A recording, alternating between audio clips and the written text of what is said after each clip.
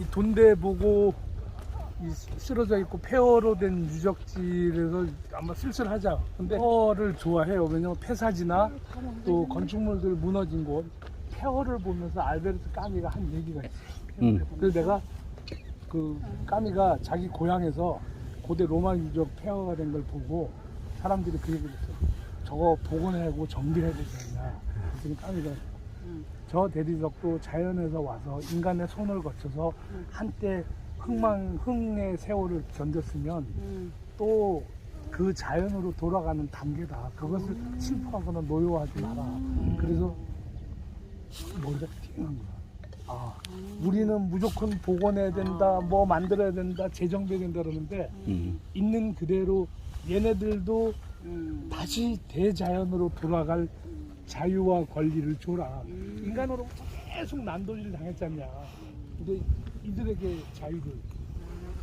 아, 이들에게 자유를.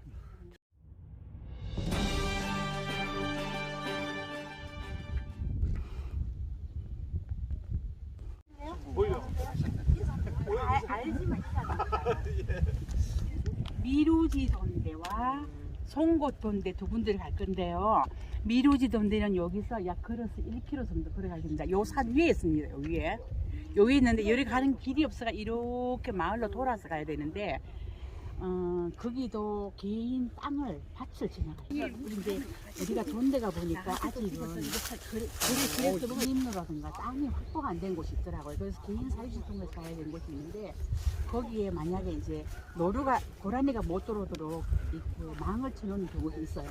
그러면 우리가 그 망을 떼고 가서 다시 망을 쳐놓고 그래 가야 되는데 그 다음에 이제 미루지 정도 보고 다시 내려와서 또 해안가 뚝길을 따라갑니다. 뚝길을 한 1.5km 정도 내려가면은 송곳 돈대라고 또 아름다운 또 돈대가 하나 있습니다. 그래서 송곳 돈대까지 보고 돌아오는 길인데 제가 걸어본 바에 한 6.5km 정도 되는데 이것도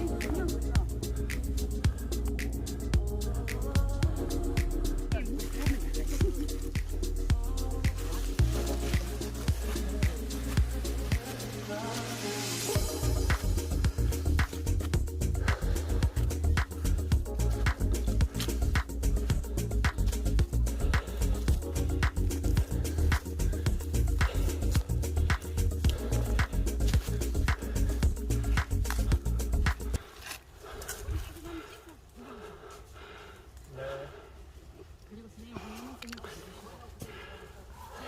선생님 자 우리 여기 사진 한 찍자 한 찍자 1690년대부터 1700년대 초반까지 이제 숙종의 재임 기간이 꽤 길었어요. 그때 조선에 한반도에 큰 기근이 와요. 이게 이제 조선왕조 실록을 찾아보면 숙종 때 기근이 오는 게 뭐가 오냐면 뭐가 올 것 같아요? 가뭄? 가뭄 하나만 오는 게 아니죠. 요즘 같은 현상도 돼요. 지금 되게 춥죠? 한파 오죠. 그래서 한반도에 간빙기가 옵니다. 이제 조선왕조 실록에 보면 추워서 농사가 이것도 일종의 아주 작은 간빙기. 지금 우리 강화도에 보면 뭐 다른 분들 얘기 들어보면 5월 말인데도 쌀쌀하다고 해요. 그게 이제 그 한반도에 심했는데 그러다 보면 농사 안 되죠. 그러면 저는 전형적으로 한반도에 있는 사람들은 백성들은 농사 짓는 사람들인데 농사가 안 되니까 전부 처분하고 어디로 갑니까? 떠돌았겠죠? 아니 떠도는데 뭐 떠돌면 먹을 거 줍니까? 한양으로 갑니까 그럼? 대도시로 가죠. 대도시로. 그래서 그거는 뭐 서양이나 이 동양이나 똑같습니다. 뭐 기근이 나면 먹을 거 없으면 대도시로 갑니다. 대도시 가면 뭐가 나오니까. 그래서 한양으로 모이고 하다 보니까 숙종이 대표적으로 한 데가 뭐냐면 지금의 서울역 터에 지금 그때는 서울역이 없었으니까 서울역 터에 이게 전국에서 올라오는 사람들을 네. 저 모아놓고 죽을 끓여줍니다. 이제 서울에서. 그러면서 이제 그러라고 그 사람들은 이제 죽으로만 해결이 안 되니까 먹고 살아야 될 거 아닙니까? 그러면 이제 아무리 시골에서 어렵게 와도 뭐 중요한 거 하나씩은 뭐 예를 들어서 결혼할 때 아주 작은 뭐 반지라도 이런 작은 거 갖고 올 거 아니에요? 그럼 이제 팝니다. 그래서 근데 조선에서 그 상업이 근대 상업이 조금 시작되기 시작한 게 숙종 때예요. 그래서 보면 지도에 보면 어떤 게 심지어 나오냐면 서울에서 이천까지는 얼마 걸리고 그 다음에 광주까지는 얼마 걸리고 이런 게 지도도 다 나옵니다. 이게 그게 그런 지도가 나오는 게 물건을 배달하는 시간까지도 계산해서 하는 건데 자 그렇게 되다 보니까 숙종은 큰일이 났죠. 그래서 숙종 때 뭘 하냐면 지금 여러분들이 잘 알고 있는 뉴딜 조선판 뉴딜 사업을 합니다. 그게 뭐냐면 토목공사예요. 토목공사인데 토목공사 중에서 가장 손이 많이 가고 가는 게 숙종 때 한반도에 있는 성을 대대적인 보수를 합니다.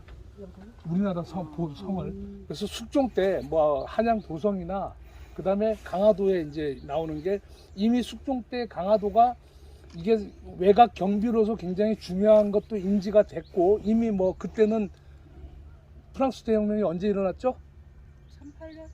1800? 1700년. 그 숙종 재임 기간 중에 났어요. 숙종 말년에. 아니야, 1700이야.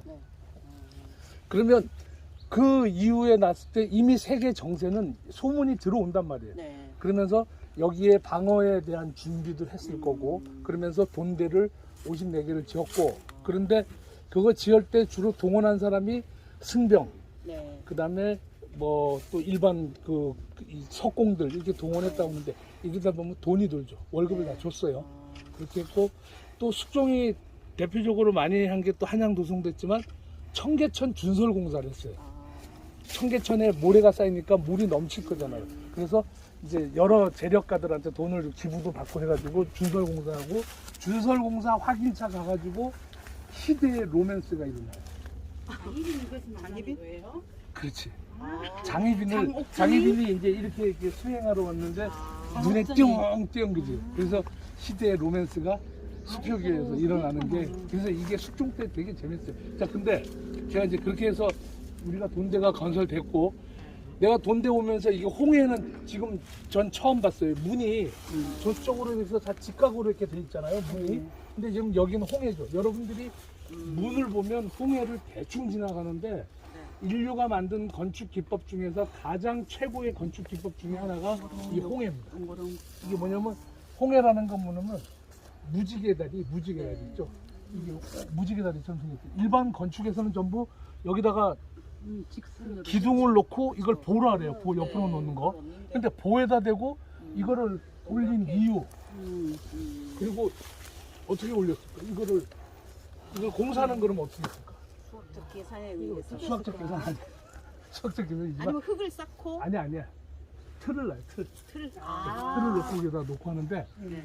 여러분도 혹시 불국사 가서 보면 여기 보면은 여기가 마름모가 여기가 좁죠. 네. 요것도 대단한 게 이게 좁잖아요. 그걸 띄워. 이 좁으면 이 돌이 안 빠지겠죠.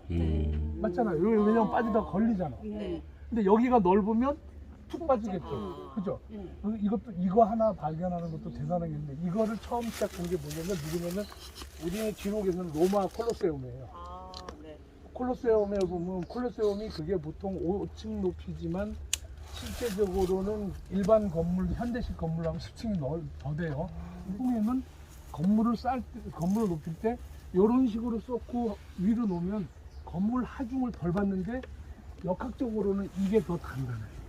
그래서 홍해가 이렇게 발전한 게 뭐냐면 그 건물을 높이 올리면서 하중을 덜 받게 하고 건물이 더 단단한 그런 역할들을 해요.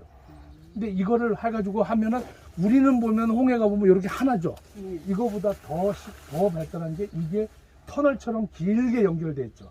외국의 뭐 루블 박물관이나 이런 데 보면 홍해에서 길게 터널처럼 되어 있고 그런 건축 이게는 단순 면에서 공간으로 확장된 거죠. 그래서 서양 건축에서는 홍해가 우리는 단순히 선이 있지만 서양 건축에서는 홍해가 건물의 그 지붕이 되고 이렇게 해서 그러니까 건축에서 인류가 만든 건축의 기법 중에서 발견한 최고의 기법은 이 홍해. 그 다음에 로마가 더 좋게 아주 중요하게 발견한 건 뭐냐면 여기 접착제. 시멘트죠. 화산재 가지고 접착을 물로 적셔서 하면은 그게 딱딱 굳어지는 거죠. 그래서 이제 로마 사람들은 로마가 했다라고 얘기하는데 사실은 문헌을 뒤져보고 찾아보면 이미 그 이전에 아시리아나 우리 여러분들 세계사 시간에 배웠죠. 페르시아 이쪽에 이미 이 홍해 건축은 나왔었습니다. 그래서 이게 이제 조선 땅에도 왔고, 그래서 이 홍해는 여러분들 쉽게 그냥 넘어갈 뿐이 아니라 인류가 만든 건축 기법 중에서 굉장히 중요한 건축 기법 중에 하나고, 또 이게 이제 한반도까지 왔으니까 이게 전 세계에 퍼져 있는 최고의 건축 기법 중에 하나로 보면 돼요. 인류가 만든 기법 중에. 그 다음은 이 달고, 그 이건 다음에 아니. 여기는 빗장 걸고. 이게 빗장 거는 거. 뭐 어떻게? 빗장도 있구나. 아니 여기 문설주. 요거 안에 위로 여기는 빠졌고 사진네. 여기서 이제 여기에 문을 닫죠. 아, 여기 빗장 이거 빗장자리. 여기도 있고 여기 문 이거. 그리고 또 이렇게 원형으로 보존이 됐네.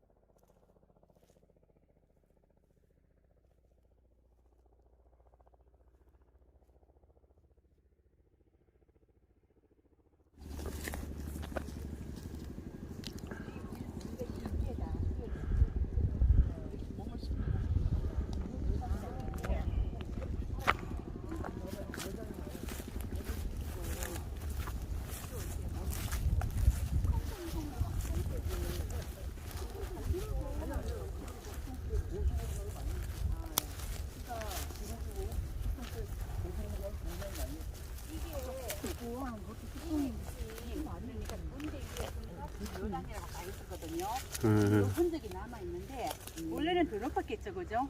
우리 이 정도 높았을 거야. 그래서 요 사이로 이렇게 오면은 이제 총을 쏘거나 활을 쏘는 여장 흔적. 근데 여장 흔적이 지금 별로 남아 있는데 많지 않은데 여기는 많이 남아 있어. 맞죠, 스님? 여장. 여장에 보면은 이제 그 서양 여장들을 보면 그래서 보면은 한 장씩 따로 돼 있어. 그리고 여장하고 여장 사이에 보면 이게 직각이잖아 이렇게. 이 구멍이 네. 기억 안 나요? 근데 서양에. 우리나라 여장을 보면 저기 나중에 보면 알겠지만 여기가 이렇게 마름모로 이렇게 나왔어요. 아, 그래서 예, 이쪽도 맞아, 그렇더라. 이쪽도 이렇게 오는. 예. 그건 우리나라밖에 없어 거의. 근데 그거 왜 그러냐면 음. 자 여기 이렇게 되면 저쪽에서 오는 공격을 하는데 여기 오면 내 몸을 보여야 되죠. 근데 여기 사선이면 여기 사선이 있죠. 여기 숨어서 이렇게 쏘고 이렇게 쏘면 몸도 보호하고 화살도 쏘죠. 그래서 그렇게 된 거고 여장의 높이가 뭐 약간 높고 다 이게 들쑥날쑥해요. 일직선이 아니고. 일직선 아니야. 그건 왜 그러냐면 나 같은 큰 사람은 큰 데 가서 쏘고 작은 사람은 재훈이 같은 애는 작은 데 가서 쏘고 그래서 여장도 다 달라. 이게 아마 돈장초 같지 않아요? 뭔가가? 나 이게 그냥 아닌가? 인공적으로 있는 게 아니라 안에 인공적으로 만든 것 같은데. 그러게 뭔가 있는 것 같죠? 이거는 이제 발굴 조사를 안 해본 것 같은데 해보면 뭔가 알 수 있을 것 같은데.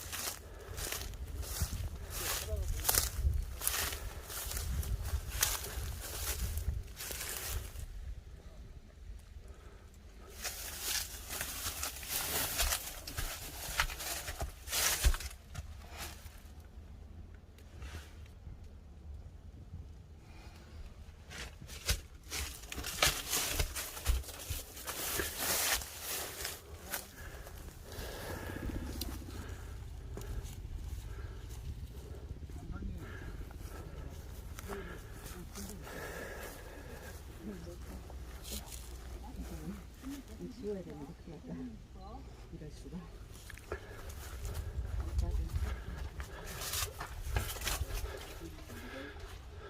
도 만들어서 접착제가 시멘트라는 것도 만들어서 했지만요. 세계에서 가장 단단하고 가공하기 힘든 돌을 가장 잘 다룬 사람들은 또 이 한반도에 있는 사람들이에요. 그게 무슨 얘기냐면 여러분들이 뭐 그 저기 어디야 힌두 사원이나 아니면은 우리 저 캄보디아 어디죠 앙코르와시나 네. 또 어떤 사원에 가면 그 뭐 저 어디야 잉카나 이런 데 가서 잉카도 그렇고 저기 어디야 뭐 이집트 같은 데 가서 보면 조각이 정말 자세히 다 구조가 돼 있죠. 근데 이제 이거 가지고 야 대단하다 그러는데 사실은 그 돌은 삶이에요, 삶.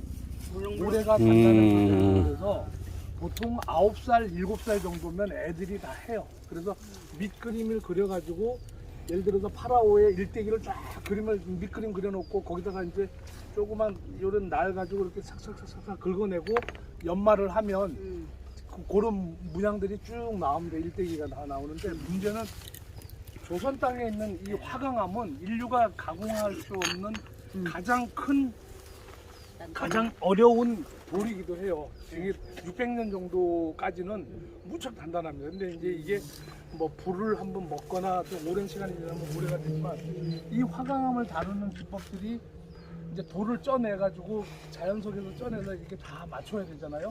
그래서 우리가 오늘 딱 볼 거는 그랭이법, 그 다음에 태물리. 그러니까 한반도에 있는 석궁들이 어떻게 돌을 가공했냐. 보시면 여러분들 알겠지만 여기 보시면 요 돌에 맞춰서 요 달은 깎았죠. 근데 이건 아주 간단한 거지만 요런 거에 보시면 요 돌도 요 자연스러운 돌이 있는데 요 돌을 깎아서 맞췄죠.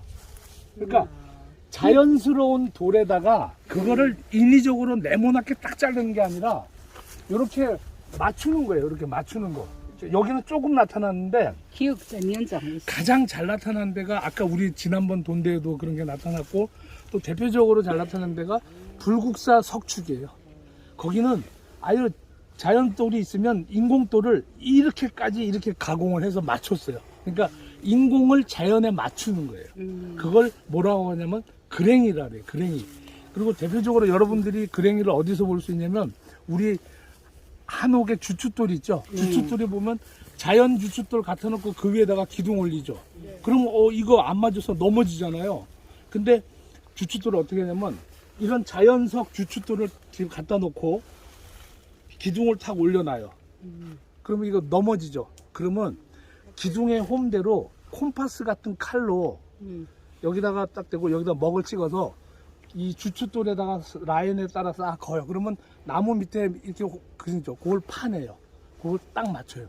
그래서 목수 중에 이 그랭이를 파내는 홈을 파내는 목수가 고급 목수예요. 일반 초짜 목수는 잘 못해. 그럼 딱 맞춰놓고 또 옆에 거 맞추고 볼을 딱 끼우죠. 그럼 이게 디귿자가 되죠.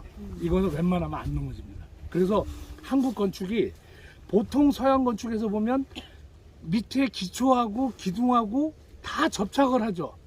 근데 유일하게 전 세계 건축물 중에서 이 주춧돌하고 이 집안하고 기둥하고 그냥 연결이 안 되고 맞춰놓은 건축이 유일하게 한옥이에요. 한옥. 안 넘어가죠. 그래서 굉장히 중요한 그런 차이가 있고 그 다음에 또 하나는 그 중에 그것도 그랭이라고 하고 요것도 그랭이라고 해요. 이렇게 맞춰서. 근데 이게 돌을 쌓아 나갈 때 우리는 직선으로 쫙 올리는 게 아니라 접착제가 없으니까 하나씩 이렇게 물림을 해요. 이렇게 뒤로. 여기 잘 나타나는 게 이렇게 물려 있죠. 뒤로 물러가 있죠. 뒤로 물러가죠. 요거를 폐물림이라고 합니다. 그럼 이게 물려가지고 안에서 홈을 파서 이게 딱 걸리게 이 돌이 오면 여기 밑에서 이게 걸려요. 이게 어디서부터 나오냐면 고구려부터 나옵니다. 그래서 이 고구려 성을 중국 답사를 해보고 고구려 성을 보면 대부분 다 여기서 보면 이렇게 한 칸씩 다 뒤로 물러났죠. 그래서 퇴물림.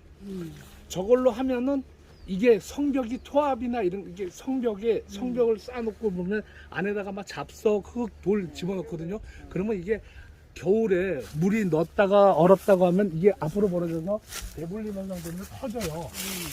뉴스에 한양 도성이 터졌다는 뉴스가 꽤 나올 거예요. 그래서 터지면 이거를 막아야 되는데, 그래서 이제 태물림 기법들을 하고, 이게 너무 오래돼갖고 이제 무너지는데, 그걸 또 방지해 주는 게 뭐냐면, 중간에 이런 돌을 쌓치면 한 1m 단위로 못을 좀 이렇게, 이 돌이 좀 길게 들어가요, 하나가. 그거를 석정, 돌못.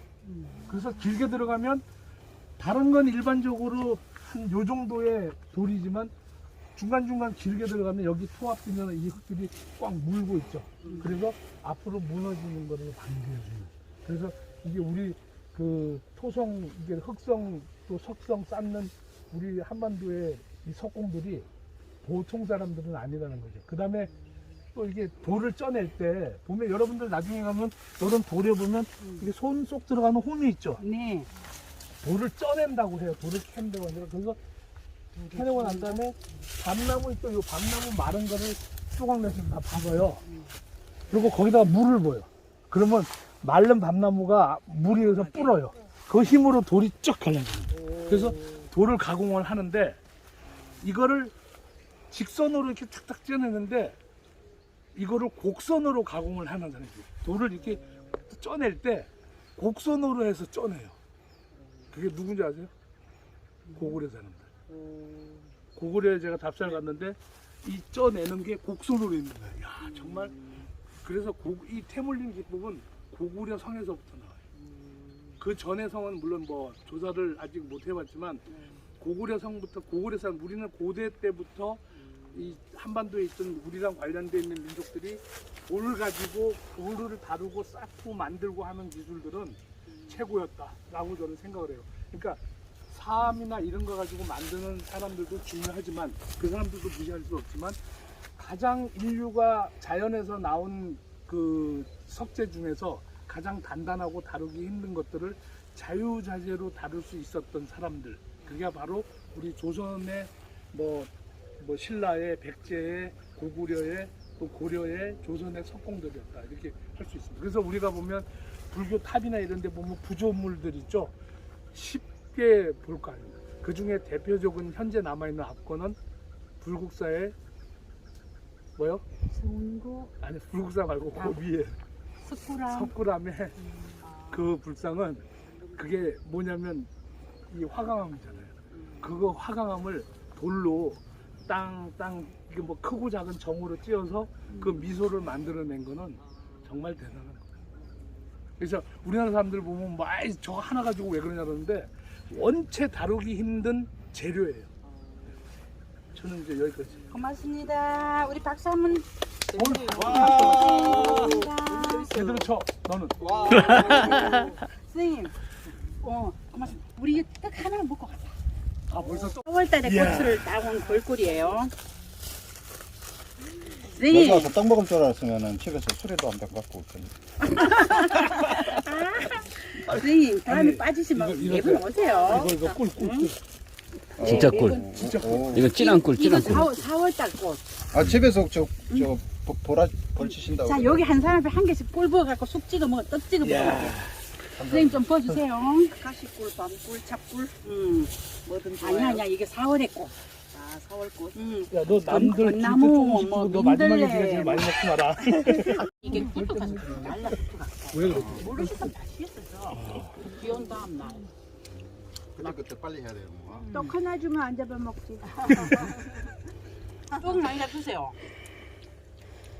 이게 쑥이고 쌀이고 이거 다 미국이다. 우리 저 이 목사님이 일을 너무 많이 시키는 거 아니에요? 맛있지? 네? 아니 며칠 전에 내가 있잖아 방앗간 떡집을 뜯었는데 쑥 냄새가 하나도 안 나는 거야.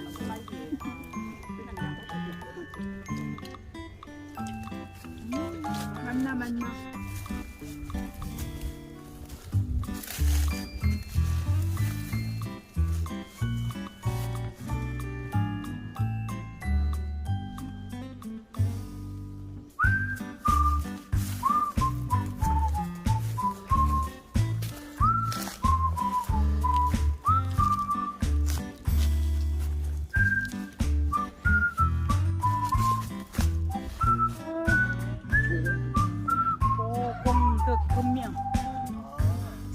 우리 항상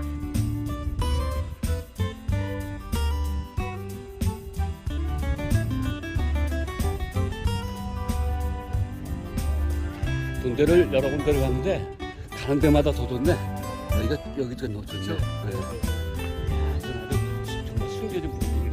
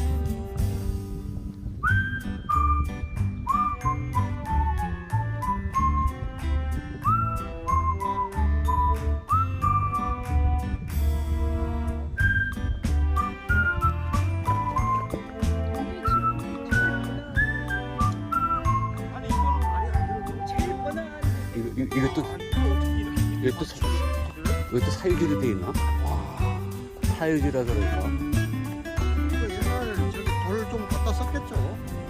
썩겠지. 돌좀 딱 쓰고 다 물어뜨리는데.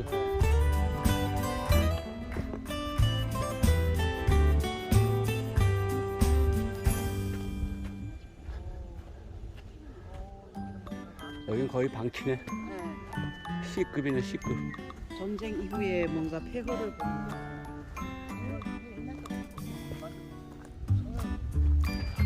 C급이야, C급. 예? 그대로라고. 이런 데가 진짜 안 한다고. 그래, 방치야, 그래도. 근데 이런 정도도 필요해요.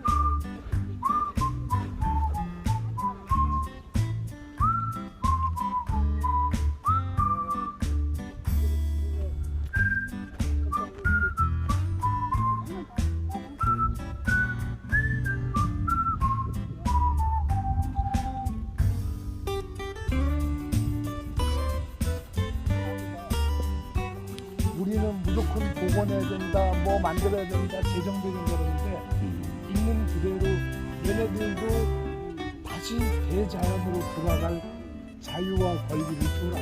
인간으로 계속 남돌리는 거잖냐. 근데 이들에게 자유를. 아, 이들에게 자유를.